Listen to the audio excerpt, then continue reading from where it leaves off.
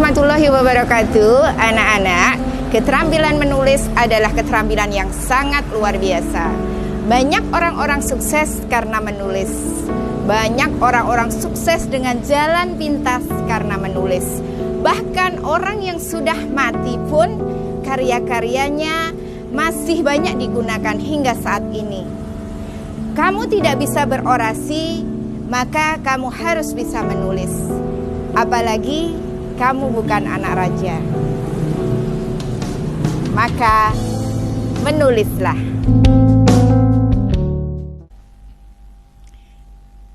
Assalamualaikum warahmatullahi wabarakatuh. Bertemu lagi dalam materi teks cerita sejarah dan teks sejarah.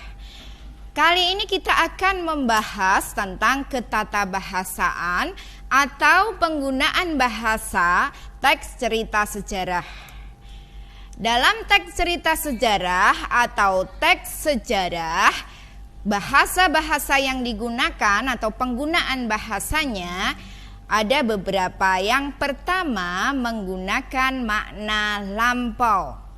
Makna lampau itu adalah kata-kata yang digunakan di masa lampau. Misalnya prajurit, kerana, baharu, sahaja. Prajurit itu kalau sekarang kan tentara, kerana itu karena, baharu baru, sahaja sahaja.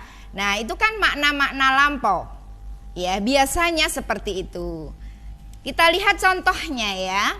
Ini cerita sejarah Sultan Hadiwijoyo yang kemudian dibuat menjadi teks cerita sejarah, yaitu Joko Tingkir. Jadi Joko Tingkir itu sebetulnya ada tokoh aslinya, yaitu Sultan Hadiwijoyo.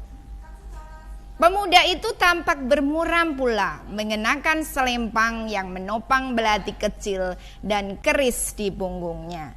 Sekarang kalau kamu membuat teks cerita, novel atau cerpen, jarang sekali menggunakan istilah-istilah lampau seperti itu, bukan? Pasti pakai istilah-istilah baru, misalkan belati jadi pisau, keris pun mungkin sekarang jadi pistol. Begitu ya. Yang kedua, menggunakan konjungsi waktu. Kita tahu bahwa konjungsi itu ada bermacam-macam jenisnya, ada bermacam-macam maknanya, ada yang bermakna waktu, tujuan, sebab, akibat, yang biasa digunakan dalam teks cerita sejarah atau teks sejarah adalah konjungsi waktu. Seperti contoh di dalam slide itu ya, kata sebelum, selama, tatkala, ketika, sementara, sampai sambil itu sering digunakan dalam teks cerita maupun teks sejarah. Kita lihat contohnya. Setelah berhasil menaklukkan Konstantinopel, Mehmed II kemudian diberi gelar Sultan Muhammad Al-Fatih, sang penakluk yang mewujudkan janji Rasulullah. Mehmed II memang terkenal sebagai sultan yang soleh. Sejak balik, dia tidak pernah meninggalkan sholat sunat dan tahajud. Luar biasa. Saya harapkan kamu juga seperti itu.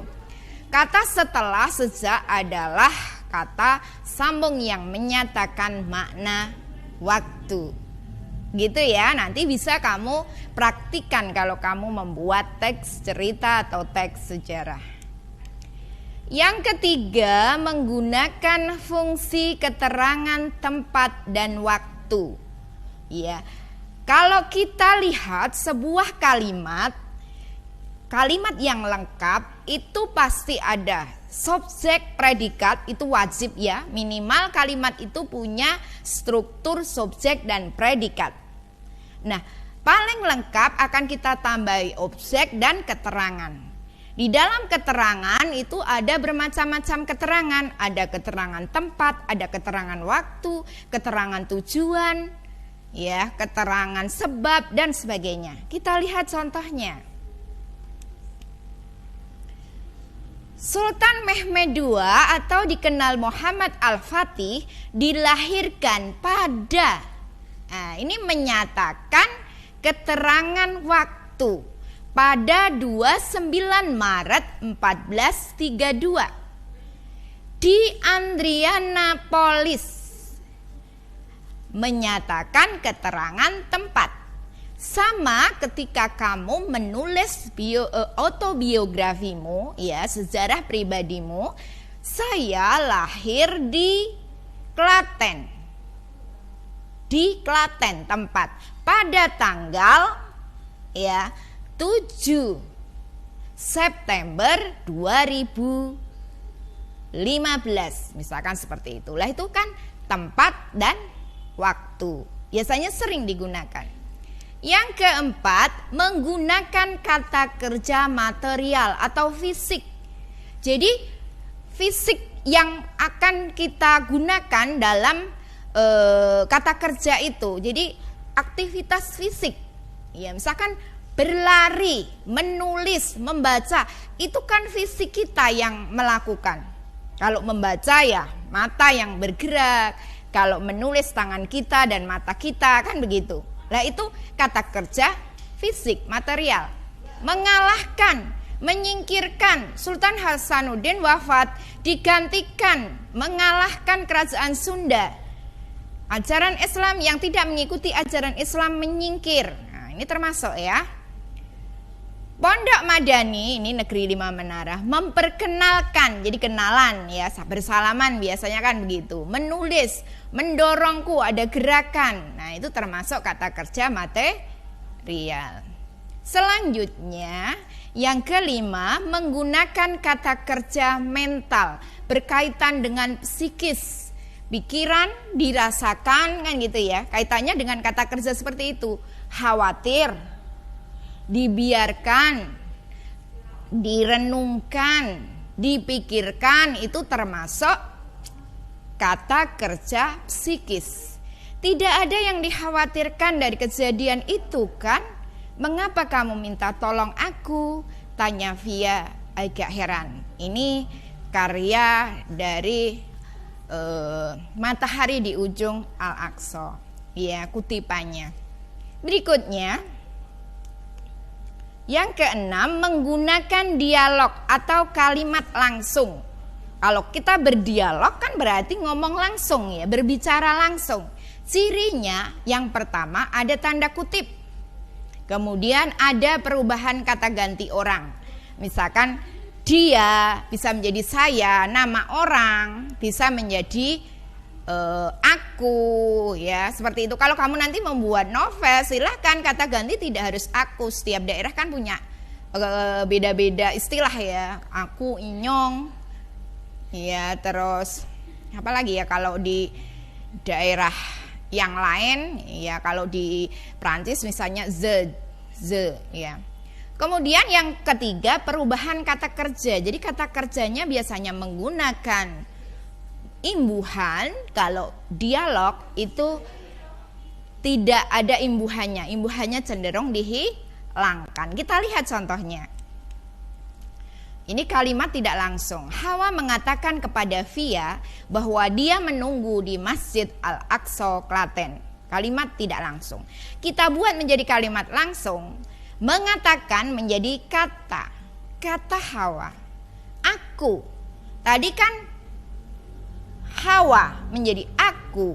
Aku tunggu. Menunggu jadi tunggu. Aku tunggu di Masjid Al-Aqsa. Nah, itu ada perubahan. Sama seperti kalau kamu menanyakan kepada temanmu, kan enggak, siapakah namamu, kan enggak seperti itu. Biasanya kalau langsung namamu, rumahmu, kan seperti itu, ya. Jadi beda. Jadi struktur bahasa tulis dengan bahasa dialog itu berbeda, ya. Kalau yang dialog itu lebih praktis. Berikutnya, jenis kalimat langsung, ya, kita lihat. Yang pertama, petikan pengiring. Petikan pengiring itu maksudnya tanda petiknya dulu, ya, dari pembuka dan penutup. Setelah di luar tanda petik itu adalah pengiring, ya. Tinggal kalimatnya kalimat apa. Kalau tanya berarti tanda tanya, nanti diakhiri dengan tanda tanya baru kutipannya. Bukan kutipan dulu baru tanda tanya loh, ya. Biasanya kan sering salah, ya. Pengiringnya hurufnya kecil, tanya. Bukan T besar, ya, tapi T kecil. baca dulu surat ini. Berarti kalimat langsung berupa perintah. Maka tanda seru baru tanda kutip penutup, kata K-nya kecil. Bahasa Arab kamu lebih mu'in daripada saya. Kalimat langsung berita. Maka diberi koma kalau berita, tanda seru, dan nanti terakhir diberi tanda titik. Jadi petikan pengiring itu petikannya dulu, sedangkan pengiringnya di luar petikan. Selanjutnya yang dibalik ya, pengiring dulu baru petikan. Pengiringnya dulu, terus baru dibuka petikannya. Dibiarkannya via dengan pikirannya sendiri. Hawa pun melanjutkan ceritanya. Nah, itu pengiring untuk masuk kepada petikan. Untuk itulah Vi, aku dan adikku menemuimu untuk minta tolong. Tanda titik, tanda kutip penutup. Jangan lupa tanda titiknya dulu, tanda bacanya dulu, baru tanda kutip. Via menyahut sambil menekuni kertas putih yang dihiasi coretan tulisan bahasa Arab. Halah, bisa saja kamu. Nah, kalau petikan, di dalam petikan itu hurufnya harus besar. Itu kata untuk itulah, U-nya besar. Halah, bisa saja kamu, hanya juga besar. Ya, kalau pengiring yang tadi kecil, harus tahu perbedaannya ya. Berikutnya petikan, pengiring, petikan. Jadi petikan, pengiring dilanjutkan tadi petikan. Kadang ketika kita berbicara itu kan tidak sekali berbicara ya, lanjut lagi kan gitu ya. Apalagi yang suka ngobrol itu kan panjang sekali. Tunggu, teriak Hawa. Koma, karena di koma masih lanjut, lebih baik kita selidiki dulu masalahnya. Ya, itu kurang titik ya, diberi titik. Tapi kalau di titik, tunggu, teriak penasihat ratu. Lebih baik kita selidiki dulu masalahnya. Nah, ini kalau tanda titik berarti dimulai lagi dengan huruf besar. Tapi kalau koma tadi di atas huruf kecil. Ini versi yang dulu sama yang masa sekarang, gitu ya. Jadi petikan, pengiring, petikan. Petikan dulu, pengiringnya, petikan lagi. Ya. Hal yang harus kamu pahami bahwa kalau kamu membuat sebuah dialog lebih dari 2 dialog, maka tanda kutipnya cukup sekali saja. Jadi tidak setiap kalimat diberi tanda kutip. Cukup di kalimat pertama di awal, terus nanti penutupnya di bagian kalimat terakhir. Kita lihat ini berbicaranya sampai berapa kalimat.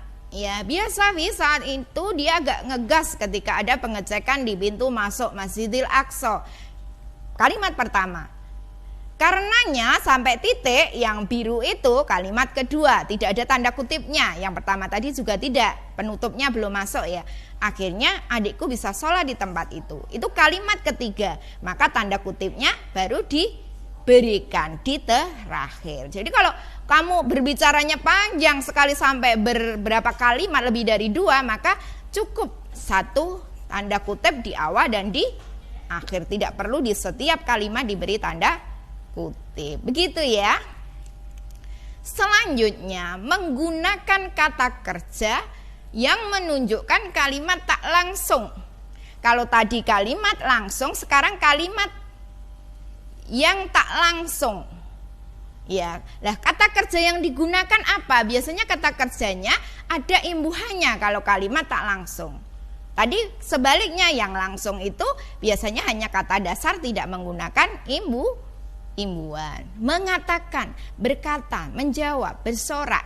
Nanti kalau mengatakan, kalimat langsungnya kata saja. Mengucapkan, ucap. Menjerit-jerit, berteriak-teriak, kan gitu. Nah, maka harus bisa membedakan antara kalimat langsung dan kalimat tidak langsung. Kita lihat contohnya. Kami bersorak, di atas juga ada ya. Untuk pertama kalinya kami mengerti makna adnal ardi, yaitu tempat yang dekat ya dengan bumi. Tak lain adalah Bizantium, di Kekaisaran Roma sebelah timur. Itu kalau kita buat kalimat langsungnya, ya, sorak kami, terus baru tanda kutip, baru dibuat kalimat langsung. Ya, maka kalimat tidak langsung itu kata kerjanya ada imbuhannya. Nah, kita lihat gambarnya. Gambarnya itu versi novel Laskar Pelangi bahasa Arab. Ya, jadi Laskar Pelangi itu sudah diterjemahkan ke dalam 12 bahasa. Hampir 12 bahasa ya. Lebih kurangnya nanti bisa baca sendiri. Bayangkan satu bahasa saja, bahasa Indonesia, di 3 bulan pertama penulisnya itu sudah meraup keuntungan 3M. Ya, 3M loh ya, bukan 3J, 3M. Baru 3 bulan pertama dalam bahasa Indonesia. Kalau diterjemahkan ke 12 negara, sangat luar biasa. Dihitung sendiri ya, kira-kira berapa pemasukan dari Andrea Hirata. Ya, bahkan kalau nggak salah ya di Jerman atau di Inggris, menurut cerita Andrea Hirata, buku ini pernah menjadi daftar tunggu. Ya, daftar tunggu karena banyaknya peminat untuk membaca buku itu. Maka kalau kamu ingin jadi penulis di Indonesia sekarang ini sudah, insya Allah sudah menjanjikan. Ya, seperti penulis-penulis terkenal Andrea Hirata, kemudian Habibur Rahman Shirazi, Ahmad Fuadi, itu kan orang-orang yang luar biasa dalam menulis.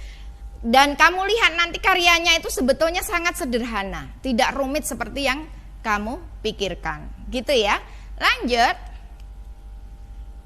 Ini contohnya lagi, ia hanya mengatakan ini dan tanpa sempat aku berkata apa-apa, ia langsung menutup teleponnya. Ini yang berbahasa Turki ya, tempatnya Bapak Erdogan yang ada di slide pertama kemarin. Selanjutnya, menggunakan kata sifat untuk menggambarkan tokoh, tempat, suasana.